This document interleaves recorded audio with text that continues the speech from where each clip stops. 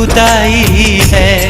तूने कैसी ये दुनिया बनाई है।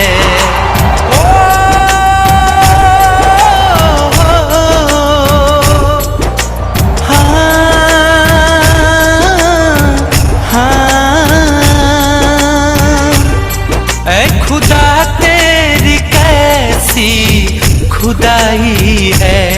तूने कैसी ये दुनिया बनाई है।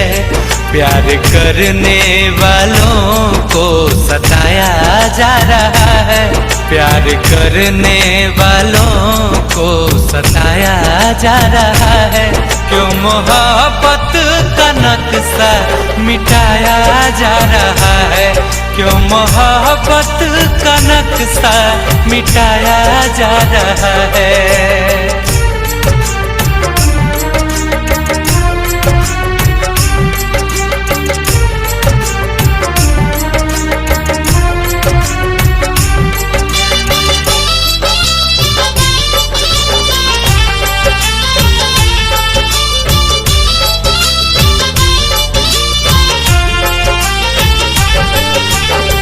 दीवाने के दिल पे लोग पत्थर चलाते हैं। प्यार का कदर कोई कर नहीं पाते हैं।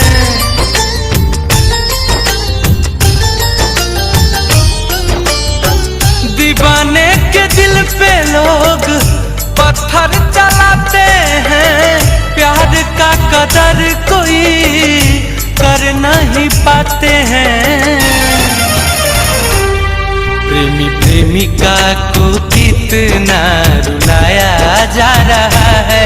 प्रेमी प्रेमिका को कितना रुलाया जा रहा है। क्यों मोहब्बत का नक्शा मिटाया जा रहा है। क्यों मोहब्बत का नक्शा मिटाया जा रहा है।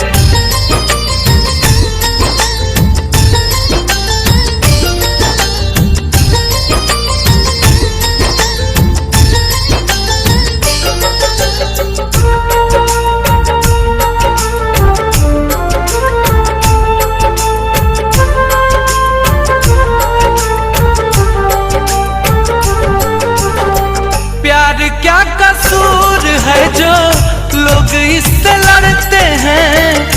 तू ही बता दे रब्बा गुंजन मारू कहते हैं।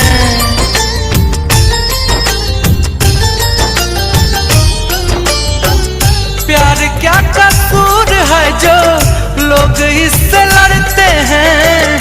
तू ही बता दे रब्बा अब्बू हसमुख कहते हैं।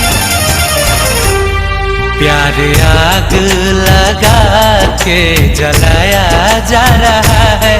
प्यार आग लगा के जलाया जा रहा है। क्यों मोहब्बत का नक्शा मिटाया जा रहा है।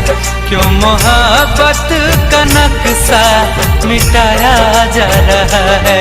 ऐ खुदा तेरी कैसी खुदाई है। तूने कैसी ये दुनिया बनाई है।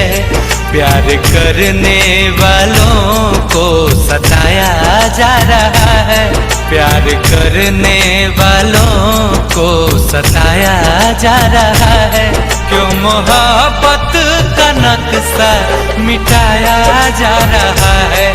क्यों मोहब्बत का नक्शा मिटाया जा रहा है।